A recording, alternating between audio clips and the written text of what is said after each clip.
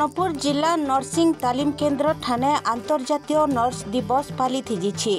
Odisha nursing कर्मचारी संघ सुवर्णपुर शाखा आड़ू आयोजित होता समारोह रे जिला आरक्षी अधीक्षक नारायण नायक मुख्य अतिथि भाव जोग देथिबार बेलके जिला मुख्य चिकित्सा और जनस्वास्थ्य अधिकारी डॉक्टर प्रदीप गुरु, मेडिकल अधीक्षक डॉक्टर दुर्गादत्त दास प्रमुख संगे अलगा अधिकारी माने जोगदे करी सेविका दिवस रो पालन उपरे आलोकपात करिछन। परे नर्सिंग छात्र छात्री मानक द्वारा भिन्न भिन्न सांस्कृतिक कार्यक्रम परिवेशित हेतिला।